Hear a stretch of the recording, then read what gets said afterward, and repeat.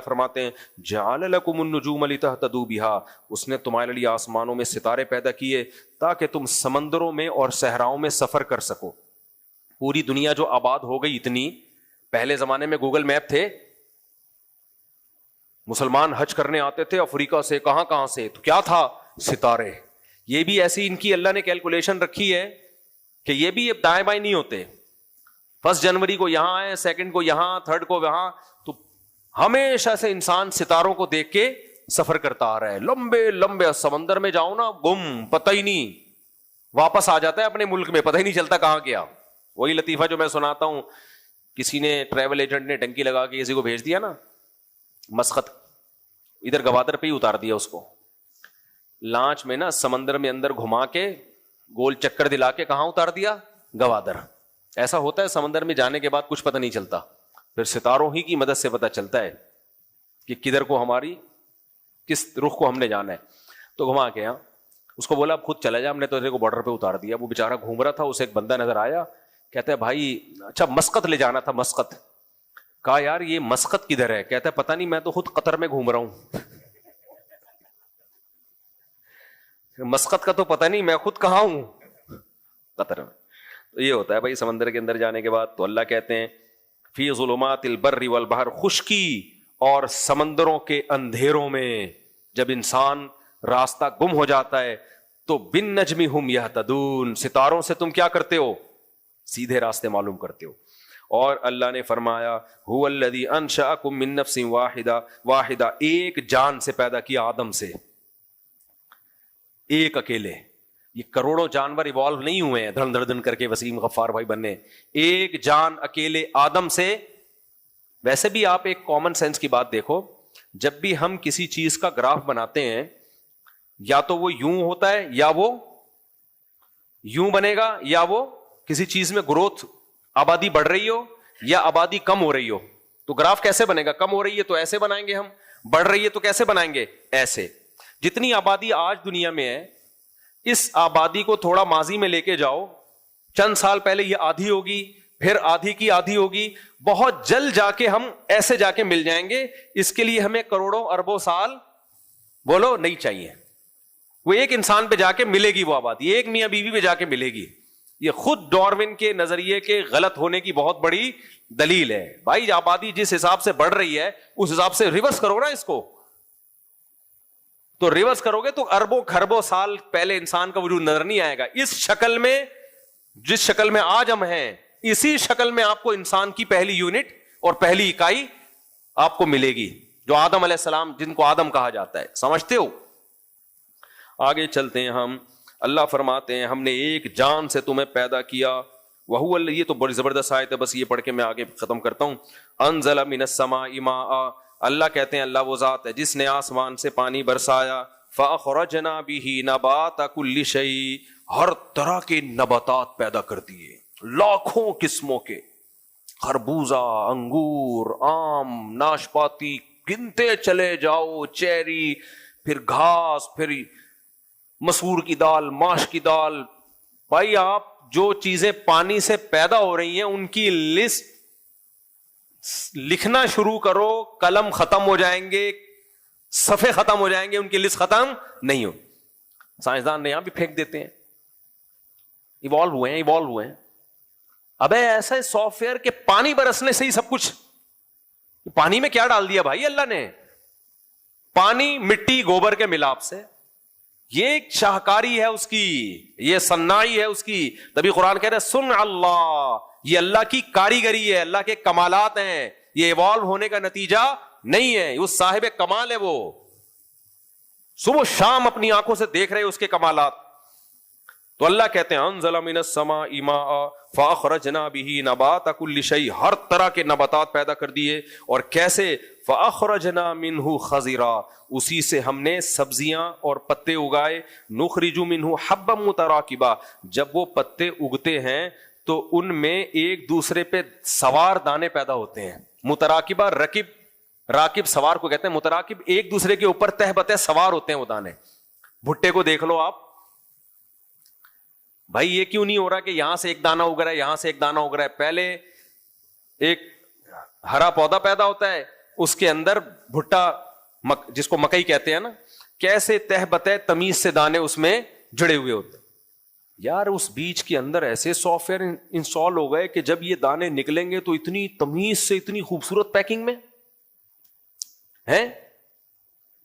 یہ law of chance ہے, by chance ایسا ہو رہا ہے, اتفاق سے ایسے حسین چانس نہیں ہوا کرتے. حسن اتفاق سے ایسا حسین اتفاق نہیں ہوتا میرے بھائی. آگے اللہ تعالیٰ فرماتے ہیں متراکبا ومن النخل من طلعها قنوان دانیۃ وجنات, کھجور کو دیکھو, کھجور کے کیسے گچھے لٹکے ہوئے ہوتے ہیں. وجنات من اعناب, فرمایا انگوروں کے باغات کو دیکھو. والزیتون, زیتون کو دیکھو. ہم زمین سے تیل نکالنے کے لیے کتنا گہرا کھودتے ہیں, ہمارا تیل پہلے نکلتا ہے زمین کا بعد میں. لیکن اسی مٹی پانی کے ملاپ سے اللہ نے ایک درخت پیدا کیا جسے زیتون کہا جاتا ہے. کیسا بہترین شفاف تیل اس کے اندر اللہ پیدا کر دیتا ہے. کیسا بہترین شفاف تیل جو پینے کے استعمال میں بھی ہے. صبغ للآکلین, کھانے والوں کے لیے سالن کا کام بھی وہ دیتا ہے, جلانے کے لیے بھی استعمال ہوتا ہے. فرمایا یہ زیتون پیدا کیا. والرمان, اور انار پیدا کیا. اس ایک اناری کو دیکھ لو آپ, یہ لا آف چانس کے تحت کہتے ہیں بائی چانس ہو گیا یہ سب کچھ. وہ دھماکہ ہوا تھا, اس دھماکے کے نتیجے میں انار پیدا ہو گئے, انگور پیدا ہو گئے, وسیم بھائی پیدا ہو گئے, مفتی طارق مسعود پیدا ہو گئے. سمجھ رہے ہو؟ اور ایسے تقریر ہو رہی ہے 1 گھنٹہ 1.5 گھنٹہ, وہ دماغ پیدا ہو گیا. یہ نہیں ہو سکتا میرے بھائی, میں لا آف چانس کے تحت پیدا نہیں ہوا, نہ آپ پیدا ہوئے ہو. بائی چانس ایسے چانس نہیں ہوتے. اللہ فرماتے ہیں وَمِنْ ہاں انظروا الی ثمرہ. ابھی بھی انار سمجھ میں نہیں آیا نا, آپ کہتے ہو سکتا ہے لا آف چانس کے تحت, تو اللہ الگ سے کہہ رہے ہیں انظروا الی ثمرہ, ذرا اس انار کے پھل کو دیکھو. ڈاکٹر دیکھتا ہے, ڈاکٹر کس نیت سے دیکھتا ہے, یہ انار جو ہے چھیلنے کا طریقہ کیا ہے. حکیم دیکھے گا تو چھلکے کھلائے گا, انار چھڑوا دے گا آپ کو. حکیم لوگ کہتے ہیں چھلکے کو صفوف بنا کے کھاؤ, پیٹ کے لیے مفید. ہر شخص کی اپنی اپنی فیلڈ ہے نا, کیا خیال ہے. ڈاکٹر کہے گا یہ انار جو ہے یہ اس کے یہ فائدے ہیں, اس میں اتنا آئرن ہے, اتنا میگنیشیم ہے, اتنا پوٹاشیم وغیرہ وغیرہ, مجھے نہیں پتا کیا کیا ہے اس کے اندر. ایسا نہ ہو میگنیشیم کی کمی جس میں وہ انار کھانا شروع کر دے, ہو سکتا ہے ہو سکتا ہے نہ بھی ہو. تو اس میں یہ ہے, اس میں فلانا ہے, جوس نہیں پیو, ڈائریکٹ ایسے کھاؤ مزے اڑاؤ اللہ کی نعمتوں سے, لیکن خدا کو بھول جاؤ. جب وہ کہتا ہے فجر کی نماز پڑھنے آؤ, تو بھائی کون خدا, کس کی نماز. انار تو انگریز بھی کھاتے ہیں, انگریز نے انار پہ ریسرچ کر کے چاند پہ پہنچ گیا, جوس کے ڈبے بنا دیے, اور یہ مولوی ہمیں کس میں لگا رہے ہیں, فجر پڑھو, پھر ظہر پڑھو, پھر عصر پڑھو, پھر مغرب پڑھو, پھر عشاء پڑھو, اور پھر وتر بھی پڑھو, اور رمضان میں تراویح بھی پڑھو. کس چکر میں ڈالا ہوا ہے انگریز. آج نا یہ انگریز کا بت, میں ہر بیان میں انگریز کو کیوں رگڑتا ہوں, آج پتھروں کے بنے ہوئے بتوں کی عبادت نہیں ہو رہی ہے, آج ایک ایسے بت کی عبادت ہو رہی ہے جس کو مغربی دنیا کہا جاتا ہے. ان کی سائنسی ترقی سے اتنا متاثر ہو گئے کہ جو چیز ان کے پاس نہیں ہے, جسے تہذیب کہا جاتا ہے, وہ بھی ہم ان سے لینا شروع کر دیے. جو چیز ان کے پاس نہیں ہے, جنہیں خدائی تعلیمات کہا جاتا ہے, وہ بھی ہم ان سے لینا شروع کر دی ہم لوگوں نے. اس لیے جتنی جس کی حیثیت ہو اتنی حیثیت دو. تو اللہ کہتے ہیں اس انار کو تم نے 20 طریقے سے دیکھا ہے, اب ذرا میری جو آنکھیں میں تمہیں دے رہا ہوں اس طریقے سے دیکھو. انظروا الی ثمرہ اذا اثمر وینعی, اس کے پکنے کے عمل کو اور پھل دینے کے عمل کو ذرا اپنی آنکھوں سے دیکھو, تو تمہارا دل گواہی دے گا کہ یہ لا آف چانس کے تحت ایسا درخت پیدا نہیں ہو سکتا. اتنا پہلے پھول پیدا ہوتے ہیں, اس میں مکھیاں بیٹھتی ہیں, تو نر مادہ پھولوں کا ملاپ. مکھیوں کے فرشتوں کو بھی خبر نہیں ہوتی کہ ہم سے جو قدرت کام لے رہی ہے وہ اصل میں انسان کو انار کھلانے کے لیے لے رہی ہے. پہلے پھول پیدا ہوتا ہے جو مکھیوں کو اٹریکٹ کرتا ہے. اس پھول کو پتا ہوتا ہے کہ مجھ میں حسن اس لیے دیا کہ کیڑے مکوڑے اور مکھیاں میری طرف اٹریکٹ ہوں. اس پھول کو پتا ہوتا ہے. اگر پتا ہوتا تو وہ پھول خوشی سے پھولتا نہیں. کہتا ہے یار میرے حسن کا فائدہ کون اٹھا رہا ہے, انسان. پھول پیدا ہوتے ہیں, یہ لا آف چانس کے تحت نہیں ہے بھائی. اس پھول اگر وہ نہ پیدا ہو, پھل پیدا نہیں ہوگا. وہ پھول خوبصورت، خوشبودار اور اٹریکٹیو تتلیوں کو اپنی طرف مائل کرتا ہے. تتلیاں اس کے اوپر بیٹھتی ہیں تو 2-3 پھولوں پہ جب وہ بیٹھتی ہیں تو ان پھولوں کے نر اور مادہ ریزوں کا، ذروں کا ملاپ ہوتا ہے. پھر اس ملاپ سے کیا پیدا ہوتا ہے؟ پھل. پھول گر جاتا ہے، پھول کی ڈیوٹی اللہ نے جو تھی وہ ختم، اتنا سا کچا پھل پیدا ہوتا ہے. اللہ کہتے ہیں اب اس کے پکنے کے عمل کو دیکھو. شروع میں کچا، ابھی کھانے کا نہیں ہے، ہرا ہے، کوئی لفٹ نہیں کرائے گا. ہوتے ہوتے ہوتے ہوتے ایسے قندھاری انار ہم نے اپنی آنکھوں سے دیکھے ہیں، ایسے پھٹتے ہیں اور رس گرنا شروع، اور بزبان حال مسکرا مسکرا کے لوگوں کو اپنی طرف دعوت دے رہا ہوتا ہے. یعنی میں انار کو یہ تعبیر کرتا ہوں کہ پھٹ کے مسکرانے لگتا ہے. صحیح ہے نا؟ جب میٹھا انار ہوتا ہے نا، پھٹ جاتا ہے، وہ رس ٹپکنا شروع ہو جاتا ہے اس کے اندر سے. کیسے مزے کے انار ہوتے ہیں. انار بہت زبردست پھل ہے، کھایا کرو. انار کے جوس، یہ ڈبے شبے چھوڑ دو. جتنی اچھی کمپنی ہو کہ انار کا جوس ہے تو یہ اتنی کمپنی کا لیا ہے، بیکار. بیوقوفوں کے لیے بہترین چیز کیا ہے؟ ڈبے. تو انار کھاؤ ڈائریکٹ. تو اللہ اس کی تعریف کر رہا ہے، انظروا الی ثمرہ اذا اثمر وینعی. آگے اللہ فرماتے ہیں ان فی ذلک لآیات لقوم یؤمنون. بے شک اس پورے پروسیس میں نشانیاں ہیں ان لوگوں کے لیے جو ایمان لانا چاہتے ہیں، جن کو خدا مل نہیں رہا لیکن وہ یہ سوچ رہے ہیں کہ اگر دلائل سے ثابت ہو گیا تو ہم ایمان لے آئیں گے. ان کے لیے جنہوں نے فرض کیا ہوا ہے ڈاروین ہی ہے سب کچھ، ایوالو ہی ہوا ہے، یہ خود سے ہی، یہ سب کچھ خود سے ہو رہا ہے، خدا کا انکار ہی ہر قیمت پہ کرنا ہے. ان کو صرف انار کھا کے چھل کے پھینک دیں، وہ انار دیکھ کے خدا پہ ایمان نہیں لائیں گے. وہ ضدی ہیں، ہر دھرم ہے، وہ ویسے کے ویسے ہی رہیں گے. بس ایک آیت اور پڑھ لیتا ہوں.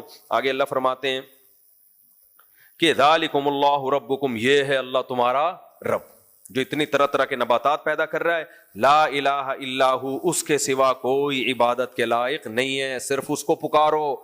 کسی پیغمبر، کوئی ولی، کوئی نبی اللہ کے ساتھ ان تصرفات میں شریک نہیں ہے. خالق کل شیء، ہر چیز کو اسی نے پیدا کیا. فاعبدوہ، لہذا اسی کی عبادت کرو. وہو علی کل شیء وکیل لا تدرکہ الابصار. آگے اللہ نے جواب دیا کہ اللہ جب تو اپنی نشانیوں سے اتنا واضح ہے تو اپنا جلوہ کیوں نہیں کرا دیتا؟ بات ہی ختم ہو جائے گی. اللہ نے فرمایا لا تدرکہ الابصار، نگاہیں اس کو نہیں پہنچ سکتی، وہ انسانی نگاہوں سے بالا تر. وہو یدرک الابصار، لیکن وہ ہر ایک کی نگاہوں کو دیکھ رہا ہے.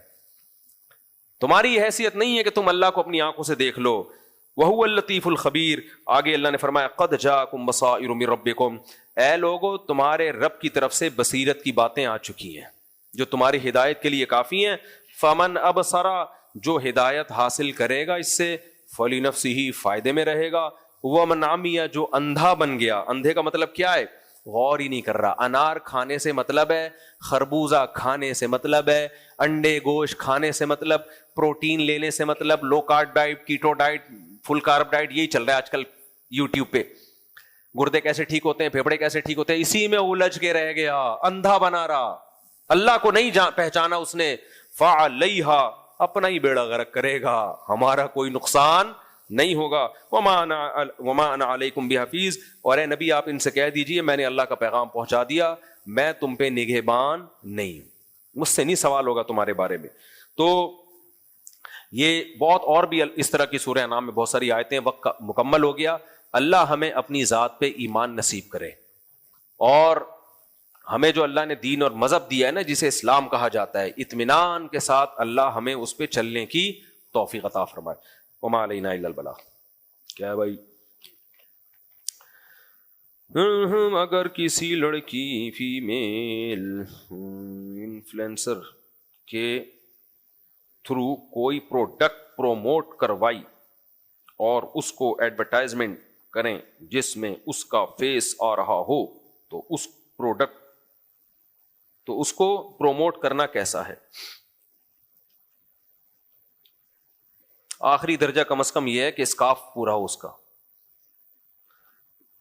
جوان لڑکی کے لیے چہرے کا پردہ لازم ہے میرے بھائی. بہت ہی کوئی مجبور ہو، کھینچا تانی کر کے چہرے کی حد تک گنجائش نکالی جا سکتی ہے. راج قول تو یہی ہے کہ چہرے کا پردہ بھی جوان لڑکی پہ فرض ہے، لیکن آمدن کا کسی کا مسئلہ ہو تو بہت زیادہ کھینچا تانی کر کے جو گنجائش نکالی جا سکتی ہے وہ اتنی کہ ٹھیک ہے باقی جسم ڈھانپ لے, چہرہ کھول لے. ایک صاحب غریب کے گھر میں کھانے میں اپنے نوجوان بیٹے کو کام پہ لگانے کے بجائے اس کو قرآن پاک اور دینی تعلیم پر لگائے اور مجھ سے تعاون زکوٰۃ وغیرہ کا سوال کرتے ہیں. نہیں کرنا چاہیے. جب گھر میں کھانے پینے کو نہیں ہے تو جوان بیٹے کو آپ نے دینی تعلیم میں کیوں لگایا ہوا ہے؟ آپ بیٹے کو پھر ملازمت پہ لگاؤ. دین کیوں سیکھتا ہے؟ تاکہ لوگوں کو شریعت سکھائے. تو جب لوگوں کو شریعت سکھائے گا تو مانگنا سکھائے گا یا دینا سکھائے گا؟ دینا. تو یہ کیسے سکھائے گا دینا؟ جب بولے گا کہ بھئی مانگنا نہیں چاہیے, لوگوں پہ خرچ کرنا چاہیے, لوگ کہیں گے تمہارے ابا تو مانگتے تھے. دین کو گرا کے کبھی بھی دین کو زندہ نہیں کیا جا سکتا. یہ تو جب ہوتا ہے نا جب علماء بالکل ہی ختم ہو چکے ہوتے تو ہم کہتے ہیں بھائی اب فرض عین ہو چکا ہے اب دین کو بچانا. تو علماء الحمدللہ ہیں. تو اب باپ لوگوں کے سامنے بھیک مانگ رہا ہے, جوان بیٹا مدرسے میں پڑھ رہا ہے, اور یہ غلط ہے. تو ایسے موقع پہ بیٹے کے لیے ضروری دینی تعلیم حاصل کرے اور باقی باپ کا سہارا بنے. کمائے باپ, یعنی خود کمائے تاکہ باپ لوگوں کے سامنے ہاتھ نہ پھیلائے. کسی نے جانور کا بچہ بیچنے کے لیے یار دین جو ہے نا استغنا سکھاتا ہے. آج الٹا ہو رہا ہے. بہت سارے مذہبی لوگ نا مذہب کی تعلیم حاصل کر کے بھکاری بن جاتے ہیں, ساری زندگی مانگتے ہی رہتے ہیں. تو یہ غلط ہے. دین تو استغنا سکھاتا ہے بھائی, دینا سکھاتا ہے. اور ہم کیا سکھا رہے ہیں؟ جو بہت سے مذہبی جو لوگ ہیں وہ ان کا طریقہ ایسا ہے کہ مانگنا ساری زندگی اپنے یعنی مانگتا ہی رہتا ہے. تو ایسے علماء سے تعلق قائم کریں جن میں استغنا ہو. بڑے بڑے علماء ہیں, ہم نے مدارس میں ایسے مستغنی لوگ دیکھے ہیں, تھوڑی تھوڑی تنخواہوں میں ساری زندگی پڑھاتے ہیں, ایک دھیلا کسی سے نہیں مانگتے. تو ایسے اسکالر سے دور رہیں جو اپنی ضرورات کے لیے کبھی اس کی جیب پہ نظر, کبھی اس کی جیب پہ نظر, کبھی اس کی جیب پہ. بعض لوگ ایسے ہوتے ہیں صرف سیٹھوں سے دوستیاں ہوتی ہیں, غریب سے ہوتی نہیں ہے. ایسے اسکالرز بھی ہیں. کوئی غریب ان کے قریب ہی نظر نہیں آئے گا کبھی آپ کو. سارے بڑے بڑے بھائی, کیوں تم تو سب کے لیے برابر ہو یار. دیکھو قرآن میں جو آج ہم نے سورہ انعام پڑھی نا, اس میں ایک آیت یہ بھی تھی. مشرکین مکہ کے جو سردار تھے کہتے تھے اے نبی آپ کی محفل میں غریب کیوں بیٹھتے ہیں, ان کو ہٹائیں تو ہم آئیں گے. اللہ نے کہا ان کو نہیں نکالنا اپنی مجلس سے, آپ ان کو نہیں نکالنا, بلکہ ان کو آپ موٹیویٹ کرو کہ اللہ نے تم پر احسان کیا, تمہیں اسلام کی توفیق دی, تمہاری غربت اس سے تم اللہ سے دور نہیں ہوگے, بلکہ اگر تم سے کوئی غلطی ہو بھی گئی استغفار کرو گے اللہ وہ جرم بھی معاف کر دے گا. اور ان کو یہ کہتے ہیں مشرکین مکہ کے جو سیٹھ لوگ ہیں نا جو کہہ رہے ہیں غریبوں کی محفل میں ہم نہیں بیٹھیں گے, تو یہ مشرکین مکہ کہتے تھے اگر محمد صلی اللہ علیہ وسلم برحق نبی ہے تو غریب لوگ آپ کے پاس کیوں آ رہے ہیں, قوم کے بڑے بڑے لوگ آنے چاہیے. تو اس کا جواب اللہ نے دیا الیس اللہ بأعلم بالشاکرین, اللہ کو پتہ نہیں ہے کہ کون شکر گزار ہے. جو شکر والے ہوتے ہیں اللہ ان کو ایمان کی توفیق دیتا ہے. جو فرعون اور متکبر ہوتے ہیں اللہ ان کو ایمان کی توفیق نہیں دیتا. تمہارے پاس دولت ہے جس کی وجہ سے تمہاری فرعونیت ہے تمہارے اندر, تمہیں اللہ نے اسلام سے محروم رکھا. یہ بلال حبشی اور ابن مسعود جیسے مسکین ہیں, ان میں تکبر نہیں تھا تو یہ اسلام لے آئے. تو مذہبی لوگوں کا یہ کہ ہر وقت دولت مندی ان کے گرد بیٹھے ہیں, کوئی رکشہ ٹیکسی والا قریب میں کبھی نظر ہی نہیں آتا, یہ ایک بہت بڑا سوالیہ نشان ہے. ہمارے شیخ حضرت مفتی رشید احمد صاحب خود بہت مالدار تھے, لیکن حضرت کی محفل میں اکثر ہم نے دیکھا رکشے والا آگے بیٹھا ہوا ہے, ڈیفینس کے سیٹ صاحب پیچھے بیٹھے ہوئے. ٹھیک ہے نا, رکشے والا کہاں بیٹھا ہوا ہے؟ آگے بیٹھا ہوا ہے. تو یہ مطلب نہیں کہ وہ سیٹ آگے نہیں آ سکتا, جو پہلے آ گیا وہ آ جائے آگے, جو پہلے آ گیا. تو یہ فرق علماء کی محفل میں مجلس میں نہیں ہونا چاہیے. تو جب طبیعت میں لالچ ہوتی ہے تو پھر بس سارے مالدار